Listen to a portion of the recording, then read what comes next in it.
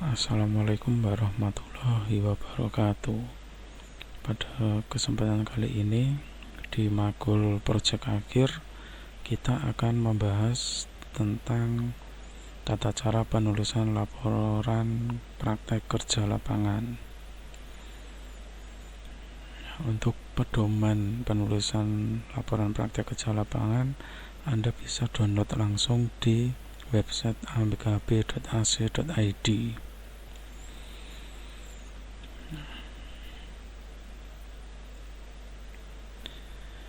Praktek kerja lapangan itu dilaksanakan setelah kalian nanti selesai di semester 5. Kalian bisa memilih salah satu instansi yang digunakan untuk kerja praktek. Kemudian setelah selesai kerja praktek, nanti Anda akan membuat laporan praktek kerja lapangan. Sebagai bukti kalau Anda sudah menyelesaikan praktek kerja lapangan. Untuk laporan praktek kerja lapangan, nanti hasil selain laporan adalah produk berupa aplikasi, bisa desktop, website, animasi, atau produk yang lainnya. Tema produk harus sesuai dengan teknologi informasi dan dapat menyelesaikan permasalahan di instansi tempat Anda melakukan kerja praktek lapangan. Untuk laporan kerja praktek lapangan terdiri dari beberapa bagian. Yang pertama, halaman judul. Tata cara penulisan halaman judul sudah ada di dalam panduan, jadi kalian tinggal mengikuti saja dan formatnya disesuaikan.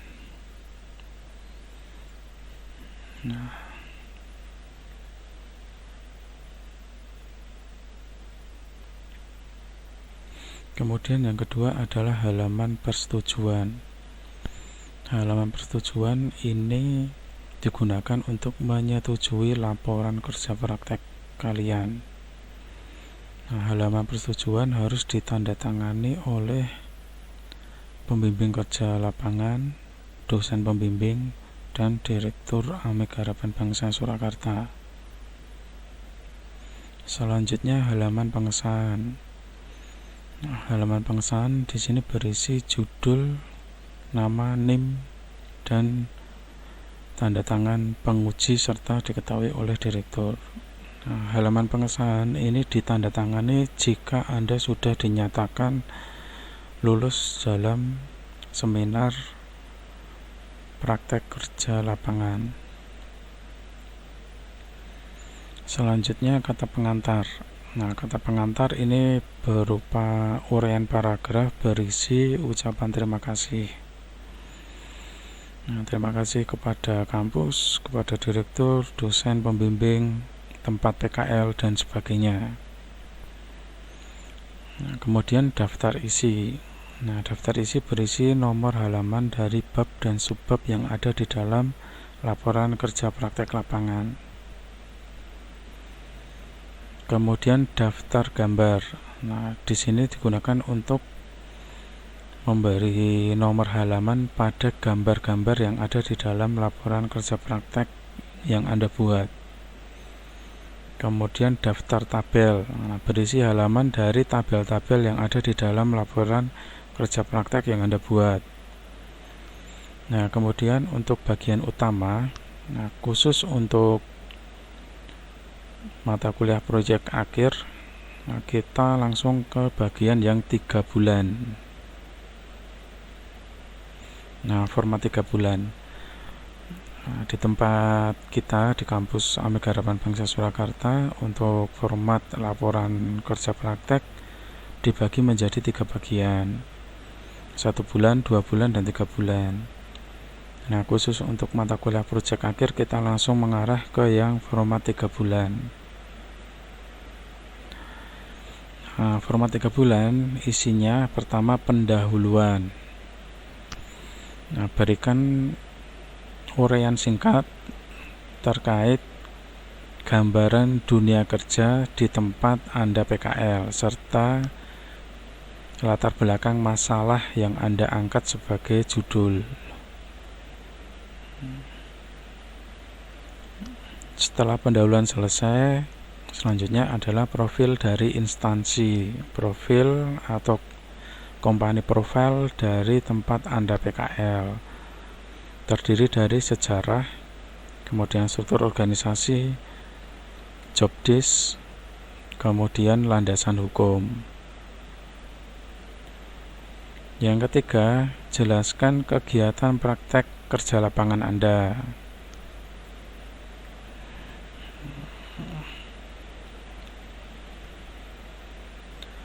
Kemudian, jelaskan permasalahan-permasalahan apa saja yang ada di instansi tersebut. Berikan solusi penyelesaian masalahnya. Nah, ada masalah pasti ada penyelesaian masalahnya. Kemudian poin F, silahkan Anda uraikan pengalaman yang Anda dapatkan dari tempat PKL. Kemudian penutup. Nah, penutup berisi kesimpulan dan saran. Simpulan dari PKL Anda apa, silahkan dijelaskan. Kemudian sarannya apa. Nah, saran ini dibagi menjadi 3. Saran untuk tempat Anda PKL, saran untuk kampus, saran untuk peneliti selanjutnya.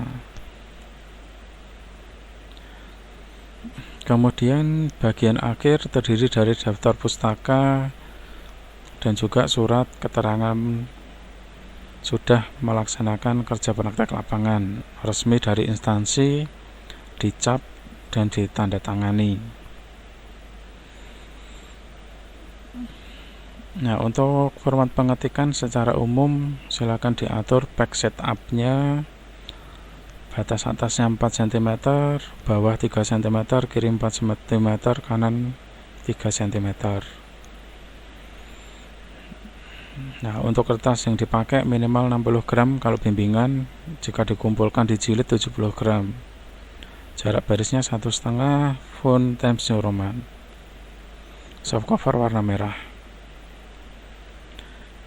Nah, jika Anda mengambil kutipan, nah berikut ini ada beberapa macam model kutipan yang bisa dipakai. Nah, kutipan langsung dari penulis, Anda bisa mengutipnya dengan menggunakan 2 tanda petik.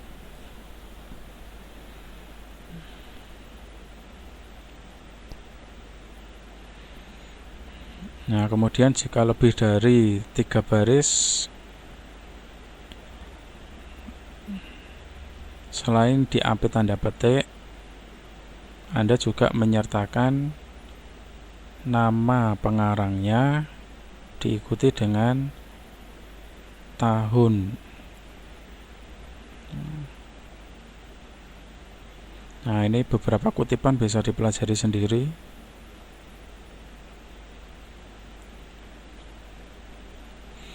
Kemudian format penulisan tabel. Nah, untuk tabel, keterangan tabel ada di atas. Misalkan tabel 2.1 tabel pelaksanaan. Nah, keterangan tabelnya di atas, tabelnya di bawah. Kemudian format gambar. Nah, kalau format gambar, gambarnya dulu baru keterangannya di bawah gambar.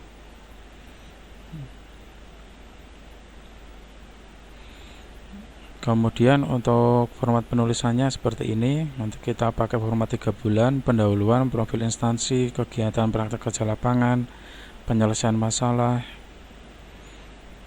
dan seterusnya sampai penutup.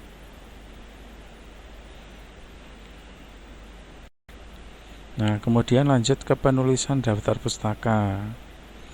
Nah, penulisan daftar pustaka dimulai dari nama penulis. Nah, nama penulis jika lebih dari 1 kata dibalik.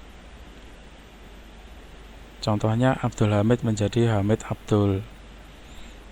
Nah, setelah itu diikuti dengan tahun terbit buku yang dipakai atau jurnal yang dipakai. Kemudian diikuti dengan judul. Nah, judul dicetak miring. Kemudian diikuti dengan kota tempat penerbit.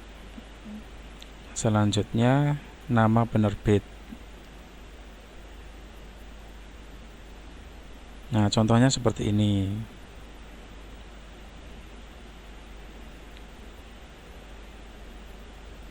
Nah, kemudian contoh di atas adalah untuk buku. Jika jurnal,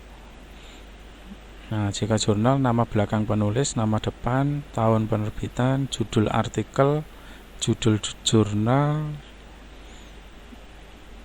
Nah, jika lengkap sampai volume berapa. Nah, contohnya seperti ini.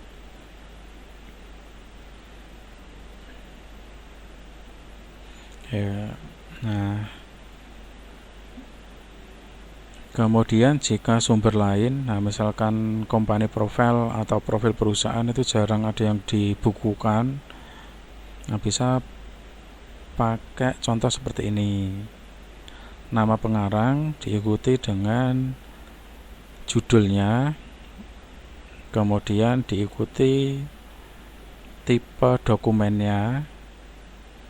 Nah, jika tidak diterbitkan, statusnya ditulis tidak diterbitkan. Nah, seperti ini. Ada beberapa contoh lain. Nanti silahkan dibaca-baca sendiri. Nah, kemudian jika mengambil dari internet, nah di sini kalau ngambil dari internet, ngambil dari pakar, bukan blog biasa atau website biasa. Nah, contohnya seperti ini. Nama pengarang, kemudian tahun terbit, judul, kemudian alamat websitenya, diaksesnya kapan. Nah, seperti ini.